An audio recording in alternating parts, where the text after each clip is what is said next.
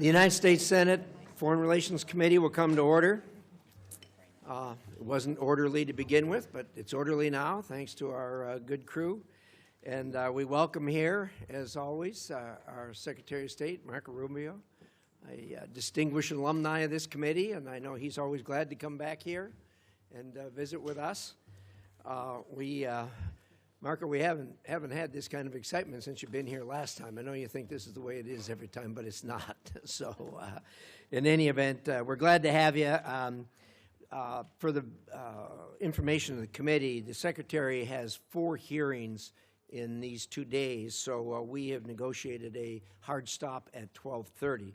To that end, we'll use the usual array of the way we do things here, and that is first of all, I will make an opening statement, and then I'll yield to Senator Shaheen, and then we'll turn the floor over to Senator Rubio. Then we'll do a 5-minute round of questions based on arrival time. So with that, Secretary, it's good to see you here again. Though you're not on the Hill often, a lot has changed, obviously, since the last time you testified on the President's International Affairs budget last year. The Department has undergone a major reorganization, making it operate more efficiently and more in line with America's interests, as we discussed before you even took the job, and that's been being executed, I think, quite well. At long last, foreign governments are being encouraged and, when necessary, pushed to live up to their responsibilities to respond to the needs of their own citizens. America will stand up by our allies and provide life-saving assistance to people in their hour of need, but we are not the world's ATM. And so the Department is testing new ways of providing strategic assistance and breaking the cycle of dependence on aid. Renewed emphasis on trade over aid will help the American people and lift up countries around the world. This is American generosity and ingenuity in action. Through this budget, the administration is holding UN organizations to account, badly overdue, and alongside Ambassador Waltz, making sure American values are leading in international organizations. You've made securing the Western Hemisphere a top policy and budget priority and have successfully reduced illegal immigration at the southern border to the lowest level in half a century. That has not gone unnoticed. You've helped curb the trafficking of illegal fentanyl into the United States, saving countless lives. The budget prioritizes countering China's unfair trade practices, expanding military and malign influence operations around the world, and which pose some of the greatest threats in modern history to the American people. At the same time, you've been working to ensure these efforts are strategic, targeted, and effective, and we appreciate that.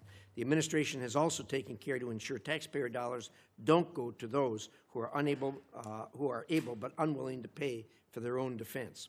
Through concerted effort by you and your colleagues, our NATO allies have increased their defense spending and have committed to reach the 5% by 2035.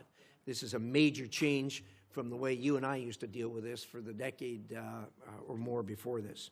Together, we need to create a next-generation NATO that is stronger, more interoperable, and takes advantage of the industrial potential of American and European economies. We also must continue to coordinate with our European partners as they take greater responsibility for supporting Ukraine and work with our partners to deny Russia's strategic gains. The administration has prioritized efforts to end conflicts in Africa, which undermine decades of investment in economic growth and global health security. All is not well there.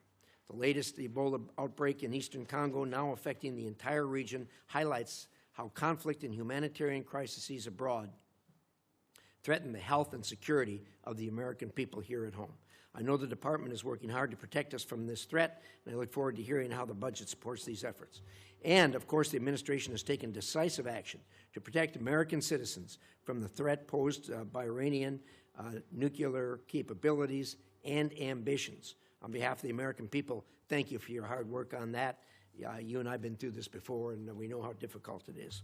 Change is hard, but it is also necessary. Your efforts to make the State Department more responsive to the needs of Americans will help us all meet the challenges of the 21st century. I look forward to discussing how the budget will further those efforts. With that, I will turn it over to the distinguished ranking member, Senator Shaheen. Support journalism you trust. Support PBS News. Donate now, or even better, start a monthly contribution today.